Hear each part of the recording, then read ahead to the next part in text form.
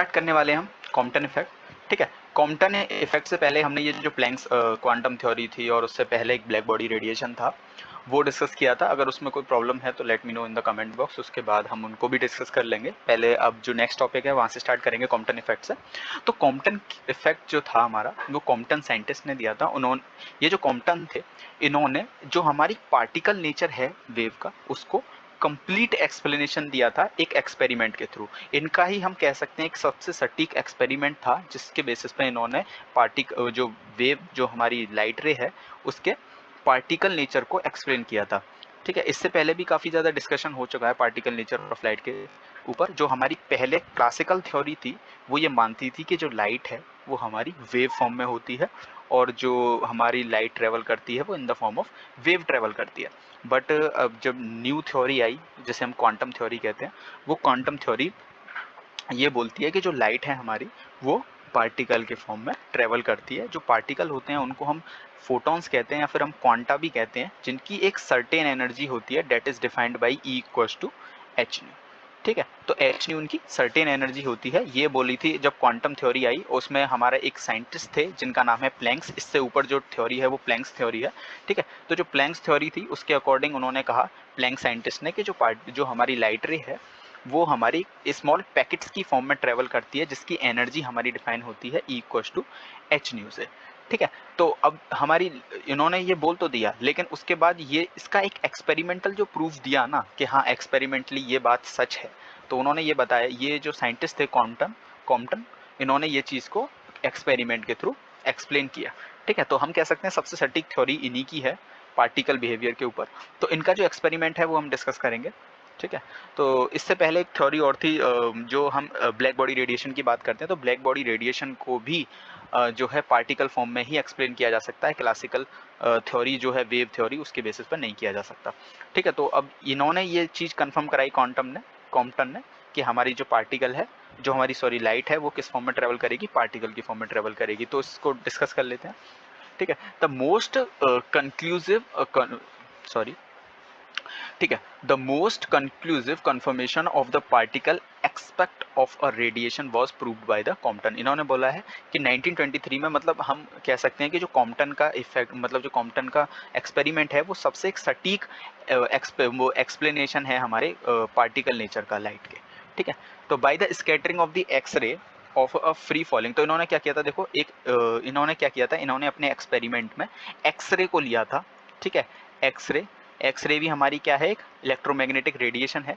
उसको इन्होंने क्या किया, एक किसी भी मेटल के ऊपर स्ट्राइक कराया। वो जो मेटल थे हमारे वो ग्रेफाइट, ठीक है, निकल, ऐसे मटेरियल थे, उनके ऊपर इन्होंने क्या करा, एक्सरे को स्ट्राइक कराया।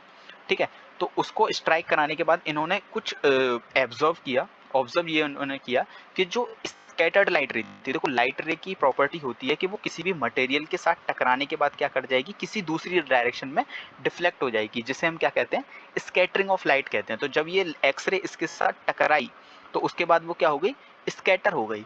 ठीक है, जो इंसिडेंट लाइट रे थी उसकी कुछ एनर्जी ई थी। ठीक है, और जो स्कैटर्ड लाइट रे थी उसकी एनर्जी ई डैश, यानी कि उसकी एनर्जी चेंज हो गई थी। तो ये इन्होंने एक्सपेरिमेंट के थ्रू देखा। लेकिन अगर हम क्लासिकल थ्योरी की बात करें, ठीक है, अब हम देखते हैं इसमें। ठीक है, तो इन्होंने देखा कि by the scattering of the X ray of a free falling electron, तो जो भी हमारे पास इलेक्ट्रॉन था उसके ऊपर हमने क्या कराया था, एक्सरे को इंसिडेंट कराया। And he found that the wavelength of the scattered radiation, अब जो स्कैटर्ड रेडिएशन की मैंने क्या बताया, एनर्जी क्या हो गई है, स्कैटर्ड रे की जो एनर्जी थी वो कम हो गई थी इंसिडेंट, अगर इंसिडेंट की ई है तो ई के कंपैरिजन में जो ई डैश आएगी, ई डैश की वैल्यू क्या हो जाएगी, कम हो जाएगी ई के कंपैरिजन में। ठीक है, ई की वैल्यू ज़्यादा होगी, ई डैश की कम होगी, एनर्जी कम हो गई, यानी कि ई की वैल्यू किसके बराबर होती है, एच न्यू के। ठीक है, और एच न्यू को क्या लिख सकता हूँ मैं, एच सी ओवर लैम्डा। ठीक है, लिख सकता हूँ। ठीक है, सी की, क्योंकि न्यू की वैल्यू क्या होती है, सी ओवर लैम्डा, तो मैं लिख सकता हूँ एनर्जी को एच सी ओवर लैम्डा। तो मैं कह सकता हूँ अगर मेरी एनर्जी क्या हुई है, डिक्रीज हुई है, तो यानी कि वेवलेंथ मेरी क्या हुई होगी, इंक्रीज हुई होगी, क्योंकि दोनों एक दूसरे के इन्वर्सली प्रोपोर्शनल है। तो हम मैं कह सकता हूँ कि जो फाइनल जो मेरे पास स्कैटर्ड लाइट रे आई उसकी वेवलेंथ कैसी मिली, मेरे को इंक्रीज मिली। तो यही इन्होंने कहा कि by the scattering of the X ray of free electron, he found that he found the wavelength of the scattered radiation is larger than the wavelength of the incident radiation. तो यानी कि जो इसकी वेवलेंथ थी वो increase हो गई किसके कंपैरिजन में, जो इंसिडेंट लाइट रे हमने इसके ऊपर डाली थी। तो ये चीज हमारी किसके थ्रू आई, इनके एक्सपेरिमेंट के थ्रू। This can be explained only by assuming that the x-ray of photon have like a particle behaviour. और इस चीज ये तो हमारा एक्सपेरिमेंटली ये बात निकल कर आई कि जो फाइनल हमारी एनर्जी आएगी उसकी वेवलेंथ, जो फाइनल हमारी स्कैटर्ड लाइट रे आएगी उसकी जो वेवलेंथ है वो ज़्यादा आएगी, एनर्जी कम आएगी। ये चीज़ हमने एक्सपेरिमेंटली देखा, लेकिन क्लासिकल थ्योरी इस चीज़ को एक्सप्लेन नहीं कर सकती थी। ये सिर्फ तभी पॉसिबल था कि जो इंसिडेंट लाइट रे मैं ले रहा हूँ वो in the form of particle लूँ, तभी ये चीज़ एक्सप्लेन हो सकती थी, ये प्रैक्टिकल। वरना ये इस प्रैक्टिकल को अगर हम क्लासिकल थ्योरी यानी पुरानी थ्योरी वेव की फॉर्म में अगर लेते तो वो ये चीज़ एक्सप्लेन हम नहीं कर पाते। तो इन्होंने ये वही चीज़ बोल ली है। देखो आगे अगर हम पढ़ते हैं तो यहाँ तक बात समझ में आई, यहाँ तक बस इतना ही था समझने के लिए कि इन्होंने एक एक्सपेरिमेंट परफॉर्म किया। एक्सपेरिमेंट में ये देखा कि कुछ मेरी लाइट जो है इलेक्ट्रॉन से टकराने के बाद स्कैटर हो रही है, उस स्कैटर की लाइट की जो वेवलेंथ है वो इंक्रीज है इसके कंपैरिजन में। और ये चीज़ हम तभी एक्सप्लेन कर पाएंगे जब दोनों हमारी जो इंसिडेंट लाइट रे है उसको भी हम पार्टिकल माने, पार्टिकल यानी कि फोटॉन्स की फॉर्म में माने, और जो हमारा इलेक्ट्रॉन है वो तो हमारा मास यानी कि एक पार्टिकल होता ही है। ठीक है, तो दोनों को हमने पार्टिकल माना तभी हम कह सकते हैं कि लाइट हमारी पार्टिकल की फॉर्म में ट्रेवल करती है। ठीक है, तो ये चीज़ इन्होंने एक्सपेरिमेंटली देखी, लेकिन इसको अगर हम थ्योरेटिकली प्रूफ करना चाहते हैं तो क्लासिकल थ्योरी के बेसिस पे इसको नहीं कर सकते थे। क्यों नहीं कर सकते क्लासिकल थ्योरी के बेसिस पे? क्योंकि according to the classical physics the incident and the scattered radiation have the same wavelength.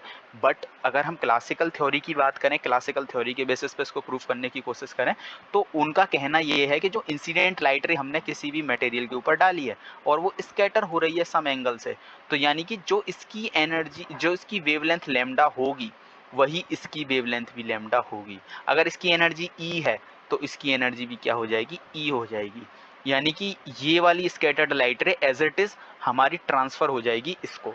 तो ये तो क्लासिकल थ्योरी कहती थी, बट इनके एक्सपेरिमेंट में ऐसा नहीं था। इनके एक्सपेरिमेंट में हमने देखा कि इसकी एनर्जी भी चेंज हो रही है, इसकी वेवलेंथ भी चेंज हो रही है। कैसे चेंज हो रही है कि वेवलेंथ तो इंक्रीज हो रही है, अगर वेवलेंथ इंक्रीज हो रही है तो एनर्जी डिक्रीज हो रही है।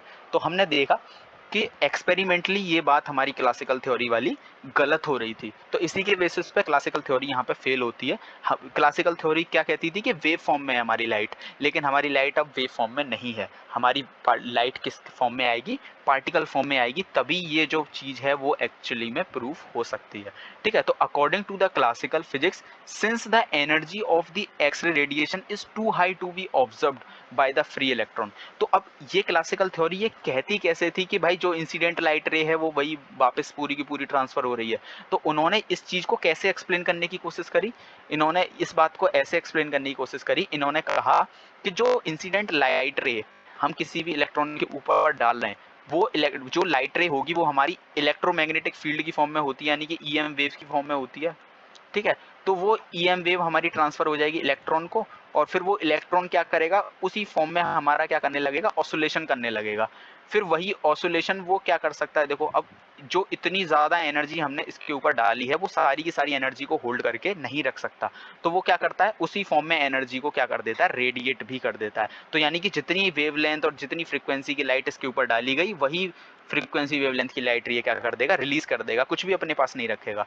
तो ये तो था अकॉर्डिंग, यही देखो यहाँ पे इतने ब्रैकेट में वही बात लिखी हुई है, पढ़ेंगे तो पता चलेगा। According to the classical physics since the energy of the x-ray radiation is too high to be observed by a free electron, यानी कि जो एनर्जी बहुत ज़्यादा थी इलेक्ट्रॉन को मतलब उसको होल्ड करके रखने के लिए, तो क्या करेगा, the incident x-ray would then provided as an oscillatory electric field. तो जो हमारी इंसिडेंट इलेक्ट्रिक फील्ड थी, मतलब जो इलेक्ट्रोमैग्नेटिक वेव थी, वो किस फॉर्म में आई, ऑसिलेटर की फॉर्म, ऑसिलेटरी वेव की फॉर्म में आई। वही ऑसिलेटरी वेव फॉर्म किसको मिली, इलेक्ट्रॉन को मिली।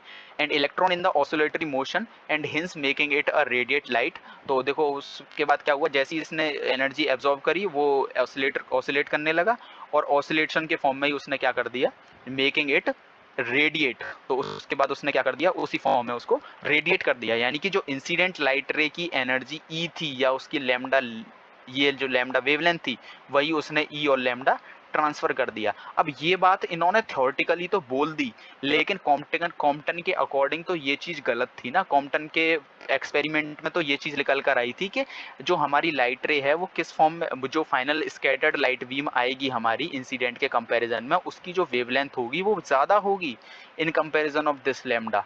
ठीक है, जो लैम्डा डैश है उसकी वैल्यू ज़्यादा होगी एज कम्पेयर टू लैम्डा। अगर लैम्डा मैं डाल रहा हूँ तो लैम्डा डैश की वैल्यू ज़्यादा होगी, बट इनके एक्सपेरिमेंट के केसेस में दोनों में लैम्डा सेम आ रहा है। ये इन्होंने जो क्लासिकल थ्योरी थी इन्होंने इस बात को बता दिया, सिर्फ एक्सप्लेन कर दिया थ्योरेटिकली, बट एक्सपेरिमेंटल प्रूफ इसका गलत आ रहा था के अकॉर्डिंग। तो कॉम्पटन ने क्या करा, कॉम्पटन ने कहा कि ये पार्टिकल वेव की फॉर्म में आएगी, ये मतलब ये जो लाइट है वो वेव की फॉर्म में नहीं आएगी, ये जो लाइट है हमारी ये किसकी फॉर्म में आएगी, हमारी पार्टिकल की फॉर्म में आएगी, तभी इस चीज को हम प्रूफ कर सकते हैं। बट द एक्सपेरिमेंटल, देखो इसके बाद का बता रहे हैं यहाँ पे, but the experimental of the Compton रिवेल that the wavelength of the scattered, अभी ये बात जो बोली थी कि जो स्कैटर्ड लाइट रे है वो हमारी क्या हो रही है, इंक्रीज हो रही है। ठीक है, और जो इंक्रीमेंट हमको देखने को मिल रहा है वो डेल्टा लैम्डा, यानी कि अगर इनिशियल वेवलेंथ लैम्डा मैंने यहाँ पे देखो मानी थी, अगर इंसिडेंट लैम्डा है, फाइनल लैम्डा नॉट है,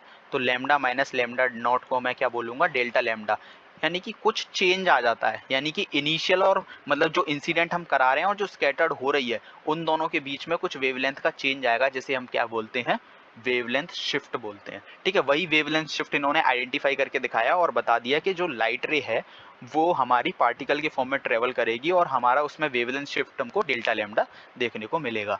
ठीक है, तो अब देखो लाइट रे के मान लो इनिशियली अगर मेरी लाइट रे इस मतलब अगर मैं इंसिडेंट करा रहा हूँ, ये मेरे पास इलेक्ट्रॉन है ई नॉट, मेरे पास इनिशियल मोमेंटम पी है, एनर्जी उसकी एच न्यू है जो लाइट रे हमने इंसिडेंट कराई है, और हमारा यहाँ से क्या हुआ है, पार्टिकल से टकराने के बाद लाइट रे क्या कर गई है, देखो यहाँ पे क्या हुआ है, रेडिएशन ऑफ इलेक्ट्रॉन हुआ है। देखो जैसे ही मेरे इलेक्ट्रॉन से लाइट रे टकराई तो इलेक्ट्रॉन ने क्या करा, इलेक्ट्रॉन ने वो एनर्जी ली और मेरा इलेक्ट्रॉन क्या कर गया, इस डायरेक्शन में मूव कर गया। तो अब मूव करने के पीछे रीजन क्या है, क्यों, अगर मान लो खाली मैं वेव एनर्जी देता तो ये अपने पोजीशन पे वाइब्रेट करने लगता, अगर मान लो ये वेव होती तो अपनी पोजीशन पे वाइब्रेट करने लगती, तो उसी वाइब्रेशन को ये ट्रांसफर कर देता। बट अगर मैं मानता हूं कि जो मैंने लाइट रे दी है वो किस फॉर्म में आ रही है, पार्टिकल की फॉर्म में आ रही है, यानी कि एक मास की फॉर्म में आ रही है, और यहाँ पर भी क्या है, एक मास है। जब दोनों आपस में टकराएंगे, यानी कि जैसे दो बॉल आपस में टकराती हैं तो एक बॉल कुछ इस डायरेक्शन में चली जाएगी, ठीक है, और एक बॉल आपस में मतलब ये टकराएगी, ये वाली बॉल इस डायरेक्शन में चली गई, तो दो बॉल आपस में टकराने के बाद एक दूसरे से इधर उधर चली गई। तो ऐसा ही देखो यहाँ पर माना गया, इन्होंने कहा कि जब एनर्जी मेरी पार्टिकल की फॉर्म में आई और एक रेस्ट इलेक्ट्रॉन से टकराई, तो उसके बाद जो इलेक्ट्रॉन आपस में दोनों में कोलिजन हुआ तो इलेक्ट्रॉन एक तो इस डायरेक्शन में चला गया, ये वाला इलेक्ट्रॉन मान लो इस डायरेक्शन में चला गया, और जो एनर्जी पैकेट्स की फॉर्म में आई थी वो स्कैटर होकर के इस डायरेक्शन में चली गई। ठीक है, समझ में आई बात। तो ये जो लाइट रे की आई एनर्जी वो टकरा कर इधर चली गई और इलेक्ट्रॉन को इसने इधर मूव करा दिया। ठीक है, तो एक तरीके से दो बॉल आपस में जैसे टकराती हैं बिल्कुल वैसा ही कोलिजन हुआ है। तो हम कह सकते हैं कि जो लाइट रे है वो पार्टिकल्स की फॉर्म में ली गई है यहाँ पर, तो उसी केस में इस फिनोमेना को एक्सप्लेन कर पाए। तो देखो उसके बाद क्या है, ये जो है आगे इसका वो है प्रूफ है। ठीक है, इस प्रूफ को हम देखेंगे। ठीक है, तो सबसे पहले इसे देख लेते हैं। तो इन्होंने क्या कहा, देखो Compton succeeded in explaining his experimental result only often treating incident radiation as a particle. तो इन्होंने क्या करा, इन्होंने जब वेव को पार्टिकल माना, देखो अभी हमने डिस्कस किया था जब हम वेव को ये पार्टिकल मानेंगे तो उसी केस में हम कह सकते हैं कि हमारी जो लाइट जो वो है, ये जो फिनोमेना है वो पॉसिबल हो रहा है। अगर मैं ऐसे वेव मान लेता तो ये फिनोमेना पॉसिबल नहीं होता। इन्होंने क्या किया, पार्टिकल माना, तभी तो पार्टिकल में कोलिजन हुआ। कोलिजन थ्योरी सिर्फ पार्टिकल के बीच में हो सकती है, वेव के बीच में नहीं हो सकती। तो जब दो पार्टिकल में कोलिजन हुआ तो एक पार्टिकल इधर यानी कि इलेक्ट्रॉन इधर चला गया, और जो एनर्जी इनिशियली आई थी उसने कुछ एनर्जी इस इलेक्ट्रॉन को दी, तब ये इलेक्ट्रॉन इधर गया, और उसके बाद कुछ बची हुई एनर्जी इस डायरेक्शन में डिफ्लेक्ट हो गई, जिसे हम क्या बोलेंगे, स्कैटर्ड फोटॉन्स बोलेंगे। यानी कि फोटोन आया, इससे टकराया, कुछ एनर्जी इसे दी तो ये इस डायरेक्शन में चला गया, बची हुई एनर्जी इस डायरेक्शन में, यानी बचा हुआ फोटोन इस डायरेक्शन में चला गया। तो कॉम्पटन ने यही चीज को सक्सेसफुली एक्सप्लेन किया पार्टिकल की फॉर्म में। उन्होंने माना कि it is succeeded explaining his experiment result only often treating incident radiation as a particle. ठीक है, फोटोन। ठीक है, colliding elastically with the individual electron. तो जो हमारा फोटोन था वो इलेक्ट्रॉन से, देखो यहाँ पे जो फोटोन था वो इलेक्ट्रॉन से इलास्टिकली कोलाइड किया, and therefore the conservation of energy and momentum can be applied. और उसके बाद हमने क्या किया, देखो ये चीज़ conservation of energy and conservation of momentum हम अप्लाई करेंगे जब हम इसकी डेरिवेशन करेंगे। तो क्या हुआ, जब आपस में एक दूसरे से टकराए तो एनर्जी कुछ कंजर्व हो गई। कैसे हो गई एनर्जी, देखो जो इनिशियल मोमेंटम था p, वो final momentum PE plus P dash के बराबर हो जाएगा। ये होगा conservation of momentum. Conservation of energy क्या होगा, जो इनिशियल एनर्जी h न्यू है प्लस E नॉट, ये दो इनिशियल एनर्जी हैं, और यही इन्हीं का सम किसके बराबर हो जाएगा, फाइनल एनर्जी, जो कि EE प्लस E डैश है, यानी कि initial movement energy final energy के बराबर हो गई, यानी कि कंजर्वेशन ऑफ एनर्जी। तो इन दोनों लॉ को इन्होंने लगाया, और ये लॉ तभी लग सकते हैं जब वेव को, जब हमारी जो लाइट है उसको एज अ पार्टिकल माना जाए। ठीक है, consider that the incident photon of energy H new. तो अब इन्होंने यहाँ पे कुछ कंसीडर किया, इन्होंने माना कि जो इनिशियल एनर्जी हम दे रहे हैं वो क्या है, एच न्यू है, and the momentum h nu by c. और इन्होंने माना जो मोमेंटम है वो एच न्यू बाई सी है। अब देखो मोमेंटम एच न्यू बाई सी कैसे आया, ये चीज़ मैंने जब हम डेरिवेशन करेंगे तब उसको कर लेंगे डिस्कस। ठीक है, तो मोमेंटम हमारा क्या होगा, एच न्यू बाई सी होगा। ठीक है, कोलाइड विद द इलेक्ट्रॉन। तो जब मेरी कोई भी लाइट रे आएगी एनर्जी लेकर E और मोमेंटम P के साथ, जब वो किसी भी इलेक्ट्रॉन के साथ टकराएगी, ठीक है, उसके बाद होगा क्या, collide with an electron is, जो कि हमारा इनिशियली कैसा है, रेस्ट के अंदर है। ठीक है, ये बात बताई थी कि रेस्ट मास के साथ मेरी क्या कर रही है, एक एनर्जी का पैकेट कोलाइड कर रहा है। ठीक है, if the photon is scattered with a momentum p dash, जो मेरा फोटोन है, तो बताया ना फोटोन जो था हमारा वो किस मोमेंटम के साथ जा रहा था, p डैश के साथ, इधर डायरेक्शन में चला गया, और एनर्जी उसके साथ, और किस एंगल पे स्कैटर, मतलब वो स्कैटर हुआ था थीटा एंगल पे। तो यहाँ थीटा एंगल बना हुआ है, देखो इस थीटा एंगल पे। ठीक है, while the electron result with the momentum PE, और जो इलेक्ट्रॉन है उसका मोमेंटम कितना आया था, PE आया था, और साथ में एनर्जी क्या थी, EE थी। ठीक है, तो अब इसको फर्दरली हम किस पर डिस्कस करेंगे, कॉपी पर, तब ज़्यादा अच्छे से समझ में आएगा। तो यहाँ तक समझ में आई कि कोई भी, अगर मैं यहाँ पर वेव ले लेता तो वेव हमारी क्या करती, इसको एनर्जी दे देती, फिर ये एनर्जी को रेडिएट कर देता। तो ये तो थी क्लासिकल थ्योरी की बात। अगर मैं क्वांटम थ्योरी की बात करूँ तो क्वांटम थ्योरी में इन्होंने मान के चला कि ये पार्टिकल की फॉर्म में आएगी, एक पार्टिकल दूसरे पार्टिकल से टकराएगा, तो एक तो इलेक्ट्रॉन पार्टिकल इधर चला जाएगा, और जो मेरा फोटोन बचा हुआ था, कुछ एनर्जी तो इसे दे दी, और बची हुई एनर्जी के साथ वो इधर चला जाएगा। तो उन्होंने उसके बाद दो लॉ अप्लाई किए, conservation of energy and conservation of momentum, उसके बेसिस पे इन्होंने ये एक्सप्लेनेशन दिया। ठीक है, ओके, तो अब इसको यहाँ से नोटबुक पर आते हैं।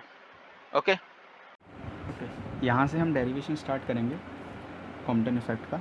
तो यहाँ पर अगर जैसे माना कि हमारी जो एक्सरे थी, एक्सरे जब हमारी इंसिडेंट कराई थी हमने किसी भी मेटल के ऊपर, तो उसका जो इनिशियल मोमेंटम था वो p था, और उसके पास जो एनर्जी थी E थी, जो कि किसके बराबर होती है, हमारी h न्यू के बराबर होती है, जहाँ पर न्यू फ्रिक्वेंसी होती है, h हमारा प्लैंक्स कांस्टेंट होता है।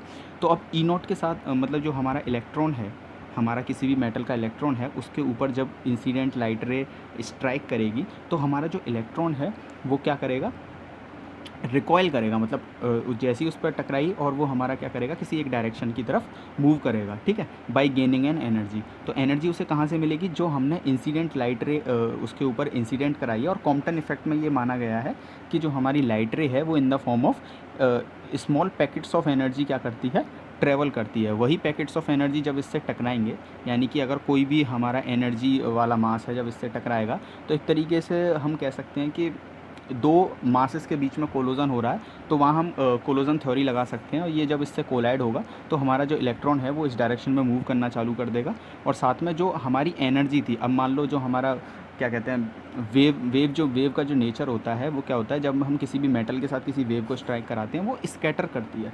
तो कुछ एनर्जी तो उसने इलेक्ट्रॉन को ट्रांसफ़र कर दी, जो इलेक्ट्रॉन एनर्जी लेकर के इस डायरेक्शन में मूव कर गया, और बाकी की जो बची हुई एनर्जी है वो उससे टकराने के बाद थीटा एंगल पे क्या कर गई, स्कैटर कर गई। ठीक है, तो हमें पता है कि जो स्कैटर्ड एनर्जी है कॉम्पटन इफेक्ट के अंदर, उसकी जो एनर्जी होती है वो क्या हो जाती है, कम हो जाती है। क्यों कम हो जाती है, क्योंकि उसकी फ्रिक्वेंसी डिक्रीज़ कर जाती है। फ्रिक्वेंसी डिक्रीज़ करने का मतलब क्या है, हमें पता है कि जो न्यू होता है वो हमारा क्या होता है, c/λ। तो जब हमारी न्यू की वैल्यू डिक्रीज़ कर गई तो मतलब क्या है, हमारी वेवलेंथ इंक्रीज़ कर जाएगी। जो फाइनली जो स्कैटर्ड बीम होती है ना हमारी, उसकी जो वेवलेंथ होती है वो इंक्रीज़ कर जाती है और उसकी फ्रिक्वेंसी कम हो जाती है, जिसकी वजह से उसकी एनर्जी क्या होती है, डिक्रीज़ हो जाती है। तो फाइनल हमारी जो स्कैटर्ड वेव होगी, इसके जो हमने इंसिडेंट कराई थी, उसकी जो एनर्जी है वो क्या हो जाएगी, डिक्रीज़ हो जाएगी, क्योंकि कुछ अमाउंट ऑफ एनर्जी जो हमारी इंसिडेंट की थी वो किसको चली गई, इलेक्ट्रॉन के पास चली गई, और इलेक्ट्रॉन हमारा एक सर्टेन डायरेक्शन में मूव करने लग गया। यहाँ तक बात समझ में आई। इसके बाद आगे डिस्कस करते हैं। तो अब क्या है, नेक्स्ट देखेंगे कि जैसे ही हमारा स्ट्राइक हुआ उसके बाद देखो, हम कंजर्वेशन ऑफ मोमेंटम की अगर हम बात करें तो अगर मान लो ये हमारा जो मोमेंटम है वो क्या था, p था। जो p मोमेंटम है, कंजर्वेशन ऑफ मोमेंटम क्या कहता है, टोटल मोमेंटम का सम क्या होगा, 0 होगा, ठीक है, उसे कंजर्वेशन ऑफ मोमेंटम कह सकते हैं। या फिर हम ऐसे कह सकते हैं कि जो इनिशियल मोमेंटम है that is equal to final momentum. तो फाइनल मोमेंटम हमारे पास दो हैं, एक तो इसका मोमेंटम है जो कि हमारा इलेक्ट्रॉन का है, जो कि क्या है, PE। अब देखो मोमेंटम हमारी क्या है, वेक्टर क्वांटिटी है, तो वेक्टर से रिप्रेजेंट करेंगे। तो P is equal to PE of electron plus एक और मोमेंटम था फाइनल हमारे पास, जो कि क्या था, P डैश, ठीक है, जो कि हमारा किसका था, स्कैटर्ड लाइट रे का। तो जो हमारा P मोमेंटम आया था वो दो पार्ट में डिवाइड हो गया, PE प्लस P डैश। यहाँ तक क्लियर है बात, ठीक है। तो अगर हम अब हमको क्या चाहिए, इलेक्ट्रॉन का मोमेंटम चाहिए, तो यहाँ से PE की वैल्यू निकालेंगे, डेट इज़ P माइनस के P डैश। यहाँ तक क्लियर है, ठीक है।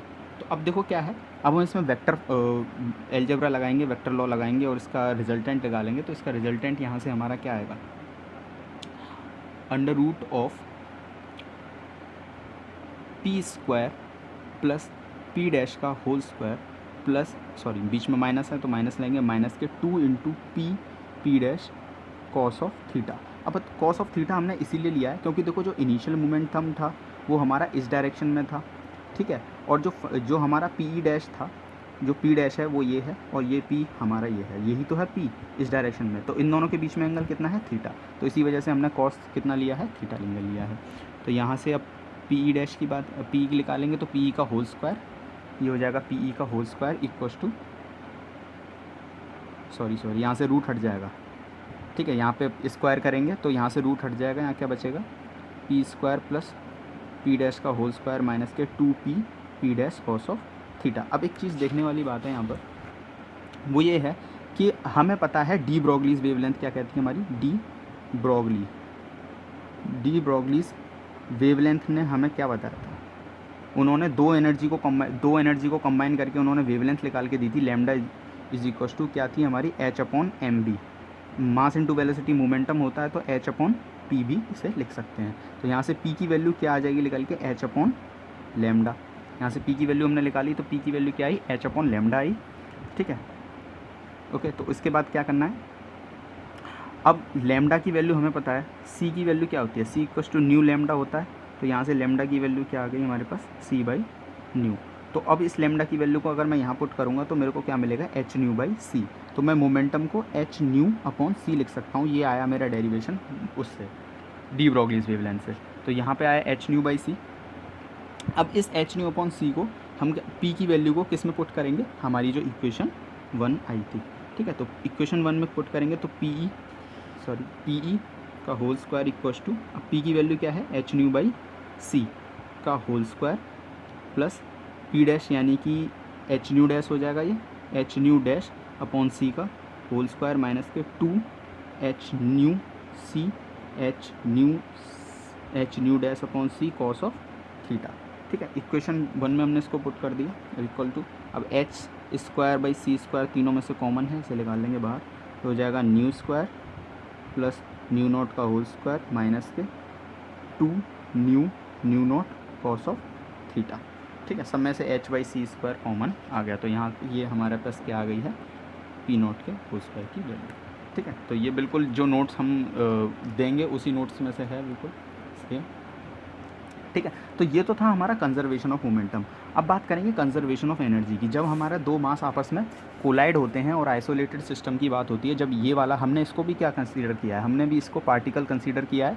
तो पार्टिकल जब पार्टिकल से टकराएगा, यानी कि दो मास आपस में कोलाइड करेंगे, तो उनकी एनर्जी भी हमेशा कैसी रहती है, कंजर्व रहती है। तो मोमेंटम कंजर्वेशन लगा दिया हमने कि जो इनिशियल मोमेंटम था वो इन दोनों के फाइनल सम के इक्वल था। तो जो हमारा इलेक्ट्रॉन का मोमेंटम यहाँ से निकल कर आया, ये वाला जो इलेक्ट्रॉन का मोमेंटम है, इसको हमने कैलकुलेट किया, जो कि ये आ रहा है हमारे पास, इक्वेशन सेकंड इसे मान लेंगे, ठीक है।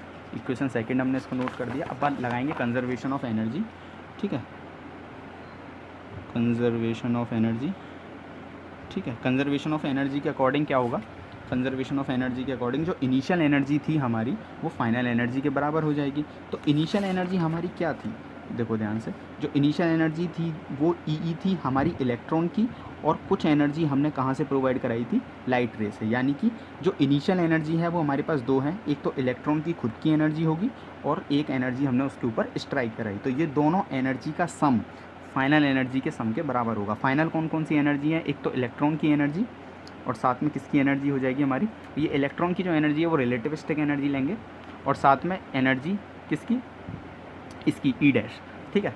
तो हमारा जो फाइनल एक्सप्रेशन निकल कर आएगा, ठीक है, तो कंजर्वेशन ऑफ एनर्जी लगाएंगे इसमें, तो फाइनल एक्सप्रेशन आएगा हमारा ई, ठीक है। ई जो एनर्जी हमने किसकी दी थी, इंसिडेंट लाइट रे की थी, साथ में ई इलेक्ट्रॉन की जो एनर्जी थी that is equals to E dash, okay. Sorry वो थोड़ी सी मिस्टेक हो गई थी। तो देखो ये जो एनर्जी है इलेक्ट्रॉन के पास वो क्या होगी, ई नॉट होगी, और जो फाइनल टकराने के बाद इसके बाद जो एनर्जी आ जाएगी वो ई के बराबर हो जाएगी। तो इनिशियली दो एनर्जी है हमारे पास, E equals to H nu plus E naught, तो वही लिखेंगे। तो इनिशियल दो एनर्जी हैं ई प्लस ई नॉट, साथ में जो फाइनल एनर्जी हो गई वो हमारी ई डैश, यानी कि जो एनर्जी हमारी किसकी थी, स्कैटर्ड फोटोन की, और साथ में जो एनर्जी है इलेक्ट्रॉन की प्लस ई, इन दोनों एनर्जी के बराबर हो जाएगा, ठीक है। तो जो ई एनर्जी है वो रिलेटिविस्टिक एनर्जी है जो कि हमने पढ़ी थी। जो रिलेटिविस्टिक एनर्जी का फॉर्मूला ड्राइव किया था फर्स्ट चैप्टर के अंदर, वो क्या था, under root of P square. अब इलेक्ट्रॉन की एनर्जी है तो मोमेंटम उसका लगेगा इलेक्ट्रॉन का, P square C square plus M E square C to the power 4। ये थी हमारी जो हमने फर्स्ट चैप्टर में एनर्जी की इक्वेशन ड्राइव की थी, ई, ओके। तो यहाँ पर ई की वैल्यू निकालेंगे, डेट इज़ ई। तो अब देखो हमें पता है कि पी की वैल्यू, अभी हमने मोमेंटम कैलकुलेट किया था पी, जो कि क्या आ रहा था, H square by C square, ठीक है, न्यू नॉट ये आ रहा था। अब इसकी वैल्यू को हम किसके अंदर पुट कर सकते हैं, इसकी जगह। तो पी ई स्क्वायर की वैल्यू को हम क्या करेंगे, पुट करेंगे।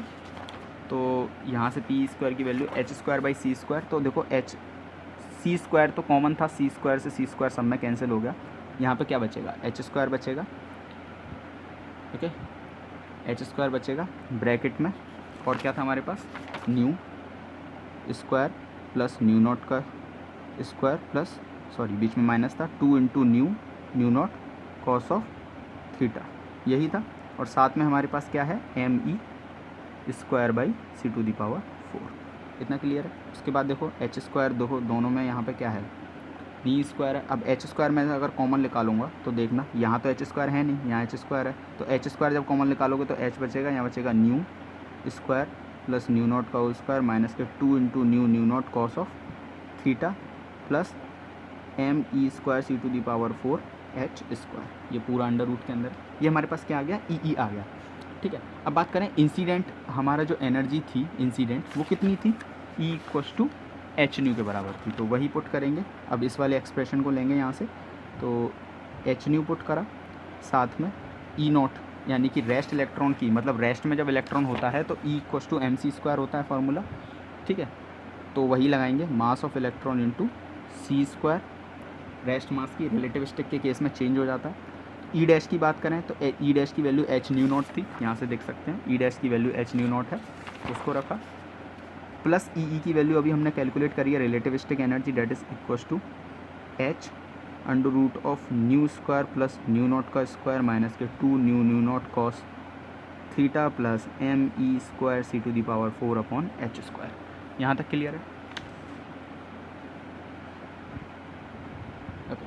तो अब इसके बाद देखो क्या है, सब में से कुछ कॉमन आएगा, क्या कॉमन आ रहा है, देखो एच कॉमन आ रहा है, तो एच सब में से कैंसिल लेके यहाँ कैंसिल कर देंगे, यहाँ आ जाएगा अपॉन में, ठीक है, क्योंकि एच कॉमन लेंगे, इसमें एच नहीं है तो अपॉन में एच आ जाएगा, ठीक है। तो अब यहाँ से न्यू ले लेंगे तो ये आ जाएगा मेरे पास न्यू माइनस के न्यू नॉट, अब देखो न्यू यहाँ है, न्यू यहाँ ले लेंगे, न्यू नॉट हो जाएगा, ठीक है।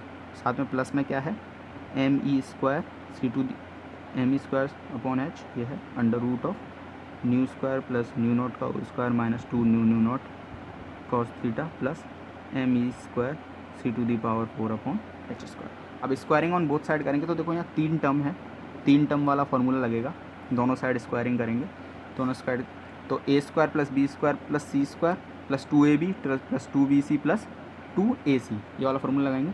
तो ए स्क्वायर करेंगे nu square plus nu not का whole square plus M E square C to the power 4 upon H square plus 2ab। अब देखो एक माइनस है तो इसलिए क्या हो जाएगा, माइनस के 2 न्यू न्यू नॉट माइनस एक और बार है माइनस के 2 nu not into M E C square upon H और साथ में ए सी, तो ये हो जाएगा प्लस के 2 न्यू एम ई सी स्क्वायर अपॉन एच। अब राइट साइड में स्क्वायर करेंगे तो nu square plus nu not का whole square minus 2 nu nu not cos theta plus है देखिएगा सेकेंड, ठीक है। तो यहाँ पे समझ में आया कॉस थीटा और plus M E square C to the power 4 upon H square. इस पार्ट को खुद से कैलकुलेशन करके मिस भी मतलब स्किप भी कर सकते हो, ठीक है। तो अब यहाँ से कैंसिल करेंगे, देखो न्यू से nu square cancel, nu naught square से nu naught square cancel, okay. और देखते हैं क्या कैंसिल हो रहा है।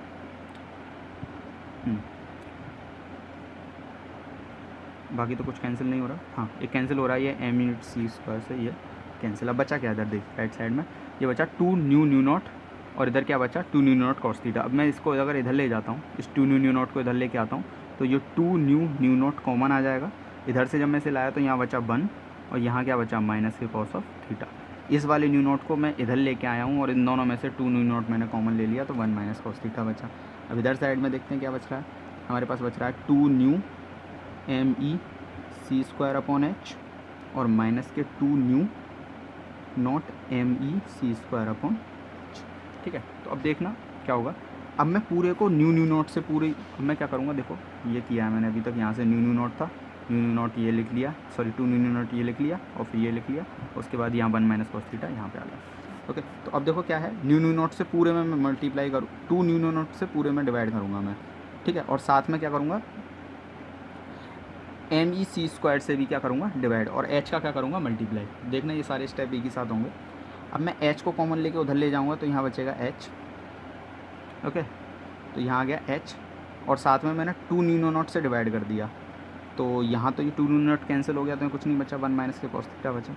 अब इधर भी 2 न्यू नॉट से डिवाइड करना पड़ेगा तो 2 न्यू कैंसिल, नीचे क्या बचा न्यू नॉट, ठीक है, ओके। यहाँ बचा एम ई सी स्क्वायर, एच में उधर लेके गया था माइनस के, ऐसे ही यहाँ पर 2 न्यू नॉट से 2 न्यू नॉट कैंसिल, यहाँ नीचे क्या बचेगा न्यू बचेगा, साथ में क्या बचेगा एम ई सी स्क्वायर।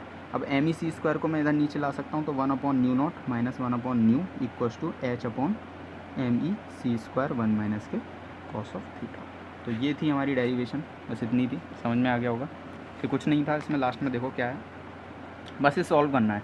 तो एम ई सी स्क्वायर कॉमन लेके दोनों में से इधर लेके गए, 2 न्यू नॉट को दोनों में से कॉमन लेके इधर लेके आए तो 2 न्यू से 2 न्यू कैंसिल हो गया तो क्या बचा न्यू नॉट। ऐसे ही यहाँ लेके आएंगे तो अब 2 न्यू नॉट से 2 न्यू नॉट कैंसिल, बचेगा क्या 2 न्यू, तो ये 2 न्यू कैंसिल हो जाएगा तो न्यू बचेगा यहाँ पे ओनली, तो यहाँ न्यू नॉट बचा, एम सी स्क्वायर को कॉमन लेके नीचे आ गए और यहाँ का जो एच था उसे कॉमन लेकर हम ऊपर लेके आ गए। तो बस सिंपल सी कैलकुलेशन है इसके बाद, ठीक है। अब आगे बढ़ते हैं, ओके ठीक है। तो अब देखो क्या है, उतना हमने डिस्कस कर लिया। देखो फाइनल फार्मूला हमारा क्या आ रहा था, ये आ रहा था, ठीक है। फाइनल फार्मूला क्या आ रहा है, 1 अपॉन न्यू माइनस के 1 upon nu not minus 1 upon nu equals to H upon M E C square 1 minus cos theta. अब 1 माइनस कॉस थीटा को आप लिख सकते हो साइन स्क्वायर थीटा बाई 2, ठीक है, ऐसे लिख सकते हो, या फिर इतना ही रहने दो तो भी ठीक है, कोई प्रॉब्लम नहीं, ठीक है। दोनों ही केसेस में ठीक रहेगा आंसर, ठीक है। तो अब देखो क्या है, न्यू की वैल्यू मुझे पता है, न्यू की वैल्यू क्या होती है, देखो c इक्वल्स टू मेरा क्या होता है न्यू लैम्डा, जो कि हमने अभी डेरिवेशन में भी डिस्कस किया न्यू लैम्डा, ठीक है। तो अगर मैं एक बात करूं न्यू की, यहां से अगर मैं न्यू की वैल्यू निकालना चाहूं, न्यू इज इक्वल्स टू क्या हो जाता है 1 c ओवर लैम्डा, ठीक है। तो यहाँ पर देखो क्या है 1 अपॉन न्यू नॉट है, न्यू नॉट की जगह मैं क्या रखूंगा c ओवर लैम्डा नॉट। तो देखो यहाँ न्यू नॉट है तो c आ जाएगा नीचे, लैम्डा चला जाएगा ऊपर, तो ऐसे ही यहाँ पे मैं न्यू की वैल्यू रखूंगा तो c लैम्डा हो जाएगी ये, बिल्कुल यहाँ से इस वाली डेरिवेशन से देखो, इस वाले से फॉर्मूले से, ठीक है।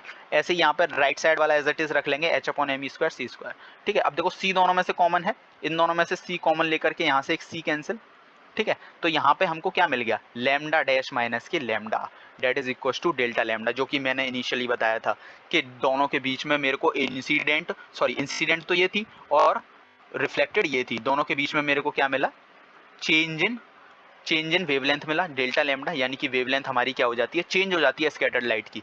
वो कितनी मिली, डेल्टा लैम्डा, जैसे हमने क्या बोला था, वेवलेंथ शिफ्ट बोला था। तो वेवलेंथ शिफ्ट की वैल्यू क्या आती है, h upon M E square c 1 minus के कॉस थीटा, या फिर 1 माइनस कॉस थीटा को लिख सकते हैं 2 साइन स्क्वायर थीटा बाई 2। ठीक है, यहाँ तक समझ में आया। तो देखो क्या है, इसको पूरे को h upon M E square, h upon M E c को मैं क्या लिख सकता हूँ, लैम्डा सी, जिसकी वैल्यू क्या होती है, कांस्टेंट होती है, और इसे याद कर लेना 2.426 इंटू 10⁻12 मीटर। ठीक है, इस called an Compton wavelength of a electron. तो इसे हम कॉम्पटन वेवलेंथ भी बोलते हैं, लैम्डा सी को। ठीक है, तो ये मेरा पार्ट कांस्टेंट हो गया। अगर ये पार्ट कांस्टेंट हो गया तो सोचो कि जो मेरा चेंज इन वेवलेंथ है delta lambda, that is only depend upon theta, जो कि किस पर डिपेंड कर रहा है, सिर्फ और सिर्फ थीटा पर, क्योंकि ये चीज कांस्टेंट है, ये कांस्टेंट है, तो किस पर डिपेंड करेगा, थीटा पर। तो यही बात बोल है कि as can be seen that the wavelength shift, जो मेरी वेवलेंथ में जो शिफ्ट आ रहा है, इसे वेवलेंथ शिफ्ट बोल रहे थे, तो वेवलेंथ का जो शिफ्ट है that is depend on only on the angle at which they are scattered. किस पर डिपेंड कर रहा है, सिर्फ और सिर्फ थीटा एंगल पर, जिस पर मेरी वेवलेंथ, जो मेरी इनिशियली जो मेरी लाइट रे थी वो स्कैटर्ड हो रही थी, कितने एंगल पे हो रही थी, वो थीटा एंगल पर हो रही थी। उस थीटा एंगल पर ही वो सिर्फ और सिर्फ डिपेंड करेगा, not on the wavelength and the frequency of the photon. ना तो वो फ्रीक्वेंसी पर डिपेंड करेगा, ना ही वो डिपेंड करेगा कि किस एनर्जी की मेरी लाइट रे है, यानी कि किस वेवलेंथ की है, वो सिर्फ और सिर्फ थीटा एंगल पर। ठीक है, ये बहुत समझने वाली बात है। ठीक है, thus the Compton effect confirms that the photons behaves like an particle। तो यहाँ से ये पूरी बात कंफर्म कर दी इन्होंने कि अगर मैं लाइट को फोटोन मानूंगा तब भी ये बात प्रूफ हो सकती है कि मेरी स्कैटर्ड लाइट रे की एनर्जी जो है वो कम हो रही है, या वेवलेंथ इंक्रीज हो रही है, फ्रीक्वेंसी इंक्रीज हो रही है। तो देखो, अगर फ्रीक्वेंसी डिक्रीज हो रही है, एनर्जी डिक्रीज होगी, वेवलेंथ डिक्रीज एनर्जी डिक्रीज होगी, फ्रीक्वेंसी डिक्रीज होगी, और वेवलेंथ क्या होगी, इंक्रीज होगी, क्योंकि एनर्जी और फ्रीक्वेंसी के इनवर्सली प्रोपोर्शनल होती है हमारी फ्रीक्वेंसी, वेवलेंथ। देखो ऐसे कर सकते हैं, ई को लिखूंगा मैं एच न्यू, ठीक है, और एच न्यू को लिख सकता हूँ मैं एच सी ओवर लैम्डा। ठीक है, तो यानी कि वेवलेंथ मेरी दोनों के इनवर्सली प्रोपोर्शनल होती है। तो ठीक है, तो जब मेरी स्कैटर्ड होगी लाइट रे तो वेवलेंथ इंक्रीज होगी, तो मतलब फ्रीक्वेंसी डिक्रीज होगी, मतलब एनर्जी डिक्रीज होगी। कहने का मतलब ये है। तो ये चीज हमने सिर्फ और सिर्फ किसके बेसिस पर प्रूफ कर पाए, सिर्फ और सिर्फ पार्टिकल नेचर के बेसिस पर। अगर हम इसको चाहते प्रूफ करना ऑन द बेसिस ऑफ क्या कहते हैं, वेव थ्योरी, क्लासिकल थ्योरी, तो उसके बेसिस पे प्रूफ नहीं कर सकते थे, क्योंकि क्लासिकल थ्योरी तो अलग ही बात बोल रही थी। उन्होंने क्या बोल दिया था कि जितनी वेवलेंथ की लाइट आएगी उतनी वेवलेंथ की रिफ्लेक्ट हो जाएगी। तो ये चीज इसके बेसिस पे प्रूफ करना मुश्किल था। ठीक है, अब बात करते हैं ड्यूअल नेचर ऑफ रेडिएशन की। ठीक है, ठीक है, अब ड्यूअल रेडिएशन की बात करते हैं। ड्यूअल रेडिएशन ये दिया था डी ब्रोगलीज ने यहाँ पर अपना बताया था कि डी ब्रोगलीज को ऑलरेडी हम डिस्कस कर चुके हैं। De Broglie's wavelength lambda is equal to H upon m b, अभी हम डेरिवेशन में ये चीज़ पढ़ी थी। ठीक है, तो इस चीज़ को पढ़ेंगे अब। ठीक है, कि ये कैसे आया हमारे पास dual nature of radiation.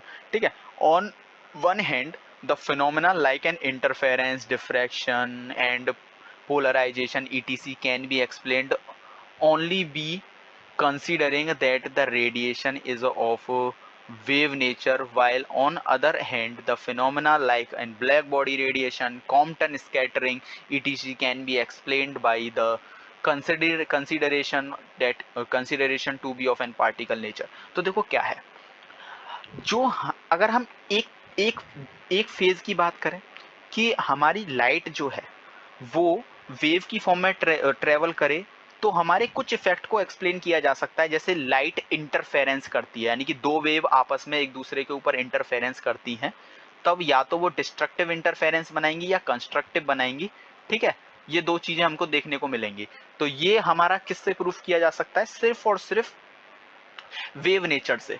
But अगर दूसरी चीजों की बात करें, जैसे कि अगर हमने कॉम्पटन इफेक्ट अभी देखा, तो कॉम्पटन इफेक्ट को सिर्फ और सिर्फ हम किसके बेसिस पर प्रूफ कर सकते हैं। देखो कॉम्पटन इफेक्ट अभी हमने देखा था, तो जो कॉम्पटन स्कैटरिंग है वो पार्टिकल के बेसिस पर प्रूफ करी जा सकती है, और जो हमारा इंटरफेरेंस है वो सिर्फ और सिर्फ वेव नेचर से प्रूफ करा जा सकता है। तो लाइट कभी वेव भी है, कभी पार्टिकल भी है, ये बड़ी कंफ्यूजन होने लगी। तो उसके बेसिस पे फिर अब क्या हुआ, डी ब्रोगली से एक साइंटिस्ट आए, उन्होंने कहा कि हाँ भाई, तुम्हारी लाइट वेव भी है, तुम्हारी लाइट पार्टिकल भी है, क्योंकि पार्टिकल होने के भी एक्सप्लेनेशन हमको मिले, किससे मिले, एक तो कॉम्पटन इफेक्ट से मिला, ठीक है, एक ब्लैक बॉडी रेडिएशन से मिला।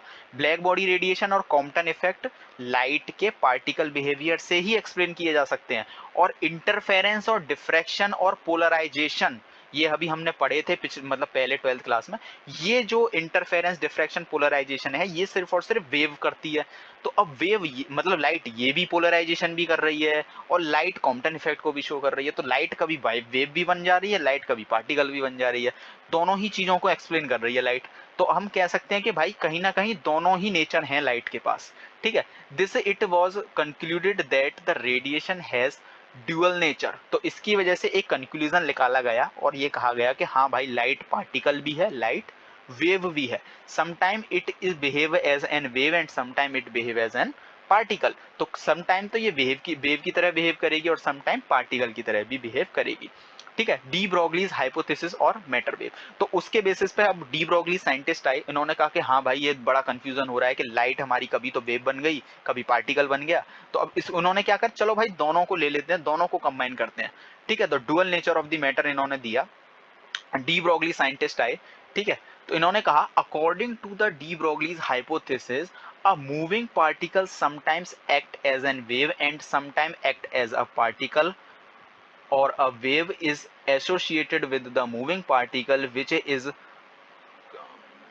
is controls the particle in every respect। तो इन्होंने कहा, इन्होंने कह दिया कि भाई देखो जो लाइट है वो पार्टिकल ही है, लेकिन क्या है, देखो जब मेरा पार्टिकल किसी एक हाई स्पीड से मूव करेगा, मतलब मान लो अभी तो ये जैसे अगर मान लो बस वगैरह, कार वगैरह हैं, तो वो तो बहुत स्लो स्पीड से चलती हैं, ठीक है, तो वो इतनी ज़्यादा हमको मतलब वेव नहीं प्रोवाइड करा पाएंगी।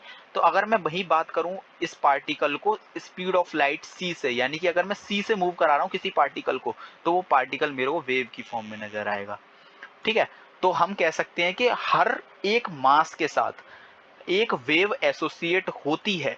वो वेव हमको तभी विजिबल होगी जब मेरा कोई भी मास हाई स्पीड से चल रहा होगा। तो यही बोलना चाह रहे हैं डी ब्रोगली। इन्होंने कहा कि according to the de Broglie's hypothesis a moving particle, यानी कि अगर कोई भी पार्टिकल मूव कर रहा है, ठीक है, तो sometime act as an wave, वो कभी कभी तो वेव की तरह बिहेव करेगा, and sometime as act particle, ठीक है, और the wave is associated with the moving particle.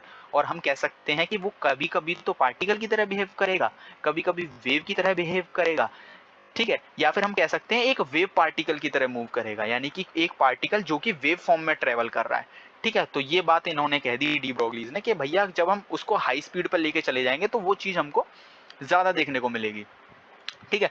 A wave is associated with the moving particle is called a matter wave, ठीक है, उसको हम क्या बोलते हैं, मैटर वेव। यानी कि अगर कोई जैसे हमारा कोई भी नेचर के अंदर कुछ भी प्रेजेंट है, उसको हम क्या बोलते हैं, मैटर बोलते हैं। अगर वही मैटर मेरा मूव करने पर एक वेव बना रहा है, ठीक है, तो मैं क्या कह सकता हूँ, मैटर की वजह से बनने वाली वेव मैटर वेव। तो उन्होंने कहा कि the wave is associated with the moving particle is called matter wave. तो इस पार्टिकल की वजह से क्या बनी, एक वेव बनी। कब बनी, जब ये मूव करना चालू हुआ, मूविंग पार्टिकल। रेस्ट पार्टिकल के पास वेव नहीं होती है, मूविंग पार्टिकल के पास वेव होती है। तो मूविंग पार्टिकल की वजह से मेरे पास क्या आ गई, एक वेव आ गई, ठीक है। तो अब क्या हुआ, ये वेव हमको मिली, इस वेव को हमने मैटर वेव बोला, ठीक है। और डी ब्रोगलीज वेव, इसको हम डी ब्रोगली वेव भी कहते हैं, whose wavelength is called a de Broglie's wavelength. तो इसकी जो एक वेव की जो लेंथ होगी, एक कंप्लीट वेव की जो लेंथ होगी, उसे हम डी ब्रोगलीज वेवलेंथ बोलेंगे, जो कि अभी हमने डेरिवेशन में यूज की थी, lambda is equal to H upon m b. ये आती कैसे है, ठीक है, वेयर एम, अब चलो देख लेते हैं इसके बारे में। एम हमारा जहां पर मास होता है, वी हमारी वेलोसिटी, वी हमारी क्या होती है, वेलोसिटी होती है, जिस वेलोसिटी से मेरा कोई भी पार्टिकल मूव कर रहा है। मान लो ये पार्टिकल मेरा v वेलोसिटी से मूव कर रहा था, तो इसकी वेलोसिटी v। तो देखना, अगर मेरा मान लो v वेलोसिटी ज्यादा है, मतलब हाई वेलोसिटी से कोई भी पार्टिकल मूव कर रहा है, तो उस केस में वेवलेंथ कैसी मिलेगी, छोटी। अगर वेवलेंथ छोटी होगी, मान लो एक वेव की लेंथ छोटी है, तो मेरे को ज्यादा फ्रीक्वेंसी उसकी देखने को मिलेगी, तो मतलब ज्यादा अच्छी वेव देखने को मिलेगी। तो यानी कि जितनी ज्यादा वेलोसिटी होगी उतनी ज्यादा मेरे को वेव नेचर नजर आएगा। अगर मान लो वेलोसिटी कहीं आके जीरो हो गई तो ऑब्वियसली बात है कोई भी वेवलेंथ नहीं मिलेगी, यानी कि कोई भी मेरे को क्रस्ट और थ्रफ नहीं मिलेगा, सीधी एक लाइन मिलेगी, यानी कि मेरा वो पार्टिकल फॉर्म में नजर आएगा। तो इन्होंने इस चीज को कंप्लीटली एक्सप्लेन कर दिया कि दोनों ही नेचर को वो शो करेगी। वेवलेंथ हमारी वेव के पास होती है और मास हमारा किसके पास होता है, पार्टिकल के पास। तो दोनों चीज को कंबाइन किया इन्होंने। तो डेरिवेशन कैसे आई वो देख लेते हैं। तो derivation according to the Planck's quantum theory, Planck's ने क्या कहा था, प्लैंक ने कहा था कि लाइट हमारी पैकेट्स की फॉर्म में, यानी कि क्वांटा की फॉर्म में, यानी कि पार्टिकल की फॉर्म में ट्रेवल करती है। प्लैंक की पार्टिकल थ्योरी थी, उन्होंने कहा था E equals to H nu. इन्होंने कहा था कि जो हमारी वेव है, वो जो हमारी वो है लाइट है, वो पार्टिकल की फॉर्म में ट्रेवल करेगी और हर एक पार्टिकल की एक डेफिनेट अमाउंट ऑफ एनर्जी होगी जिसे हम रिप्रेजेंट करेंगे एच न्यू से। ये तो थी प्लैंक्स क्वांटम थ्योरी। इन्होंने प्लैंक क्वांटम थ्योरी को उठाया और साथ में क्या उठाया इन्होंने, साथ में मास एंड एनर्जी रिलेशनशिप जो हमारी आइंस्टीन की थी, ठीक है। तो इन्होंने देखो प्लैंक्स क्वांटम थ्योरी ली, ठीक है। The energy of the photon is radiated and the frequency equals to H nu, ये तो थी मेरी प्लैंक्स क्वांटम थ्योरी, ठीक है। If the photon is considered to be a particle of mass m, the energy associated with according to the Einstein mass and energy relationship. तो mass according to the Einstein के according जो mass and energy relationship थी वो हमारी क्या थी, equals to mc square, बड़ा famous formula है। तो दोनों एनर्जी को इन्होंने क्या किया, आपस में कंबाइन कर दिया, यानी इक्वल रख दिया। देखो ये भी एनर्जी E है, ये भी एनर्जी E है, जब दोनों एनर्जी को आपस में इक्वल रखेंगे तो H nu equals to mc square हो जाएगा। यहाँ तक क्लियर है। अगर यहाँ से m की वैल्यू मैं निकालूं, that is equals to H nu upon c square. यहाँ तक क्लियर है, ठीक है। Since the each photon is move with the same velocity c, ठीक है, the momentum of the photon, अगर मान लो कि सारे ही फोटोन हमारे क्या कर रहे हैं, स्पीड ऑफ लाइट से ट्रेवल कर रहे हैं, किससे, c से, ठीक है। तो मोमेंटम हमारा क्या होता है, मास इनटू वेलोसिटी, ठीक है। तो अब ऐसे कैसे लिख सकते हैं इसको, देखो ठीक है। तो अब मेरे पास मास क्या आया है, मास आया है एच न्यू अपॉन सी स्क्वायर, ठीक है। तो मोमेंटम को क्या लिख सकता हूं मैं, एच न्यू इंटू सी, क्योंकि h nu by C square क्या था मेरे पास, मास था, और मोमेंटम का फॉर्मूला क्या होता है, मास इनटू वेलोसिटी। तो मास तो मेरे को यहाँ से मिल गया दोनों को कंबाइन करके, और मेरे को पता है कि मोमेंटम का फॉर्मूला क्या होता है, मास इनटू वेलोसिटी। तो मास यहाँ से लिया और c हमारा स्पीड ऑफ लाइट, क्योंकि हमने मान के चले कि जितने भी पार्टिकल हैं हमारे स्पीड ऑफ लाइट से चल रहे हैं, तो वेलोसिटी की जगह हमने क्या रख दी, स्पीड ऑफ लाइट c। तो दोनों को आपस में मल्टीप्लाई करेंगे, क्या मिला, एच न्यू बाई सी मिला, ठीक है। अब हमें बताया कि अगर मैं लेमडा की बात करूं, लेमडा इज इक्वल टू क्या होता है, सी बाई न्यू, यही होगा, या फिर c equal to nu lambda भी बोल सकते हैं, यही होता है formula, c equal to nu lambda. यहाँ से अगर मैं लेमडा की वैल्यू निकालना चाहूँ, या फिर या तो न्यू की वैल्यू निकाल कर रख दो या लेमडा की वैल्यू निकाल के रख दो, ठीक है, किसी की भी वैल्यू भी निकाल के रख दो, ठीक है। तो अगर यहाँ पे मैंने क्या रखा, देखो यहाँ पे हमने निकाला सी ओवर न्यू, यानी कि लेमडा की वैल्यू क्या है, सी ओवर न्यू। तो अगर मैं इस न्यू को नीचे ले जाता हूँ, यहाँ आ जाएगा न्यू, ठीक है। तो सी बाई न्यू आ गया, ये ऊपर का न्यू, तो एच बचा, न्यू सी बाई न्यू को क्या लिख सकता हूँ, लेमडा, ठीक है। तो एच बाई लेमडा किसके इक्वल आ गया, पी के। तो पी को मैं क्या लिख सकता हूँ, लेमडा, तो यहाँ से लेमडा की वैल्यू मेरे को क्या आ गई, एच अपॉन पी, ठीक है ना। पी को नीचे ले गया, लेमडा को ऊपर ले आया, तो ठीक है। एक तरीका तो ये भी है, एक और तरीका होता है सिंपल सा इसे करने का।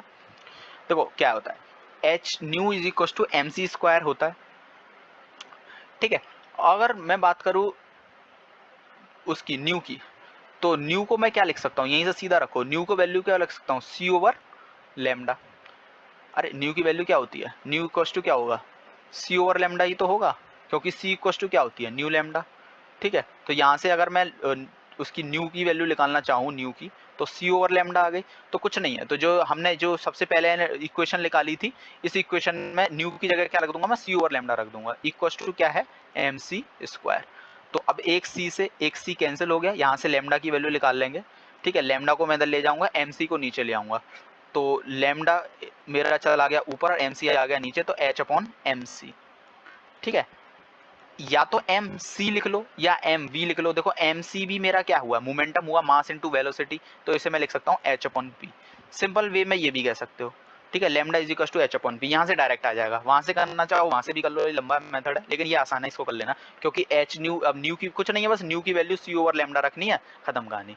वहीं से हमारा जो है फिर वेवलेंथ निकल आएगा एच अपॉन पी। यहाँ तक क्लियर हो रही है बात, ठीक है, तो ये मेरे क्या था, कंबाइंड फॉर्म थी मेरी, दोनों ही की ही, मतलब पार्टिकल थ्योरी की भी और हमारी वेव थ्योरी, दोनों आपस में इन्होंने कंबाइन किया और इन्होंने बता दिया कि जो फाइनल हमारा मोमेंटम आता है तो डी ब्रोगलीज इज, ठीक है, sorry, de Broglie's assumed that the equation is equally applied to both the photons radiations and the other matter particles.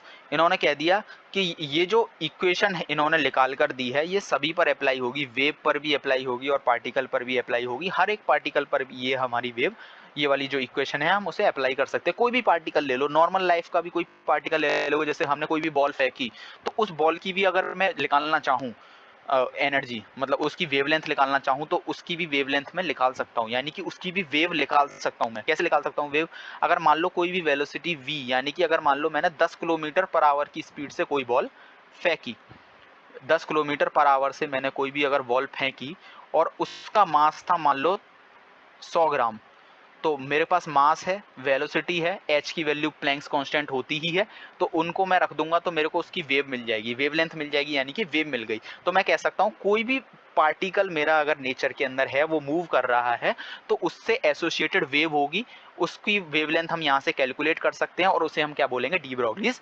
Wavelength बोलेंगे। ठीक है, ठीक है, तो ये हमारी डी ब्रोगलीज वेवलेंथ थी। ठीक है, अब नेक्स्ट सेशन में इससे आगे डिस्कस करेंगे, यहाँ तक बहुत ज़्यादा हो गया।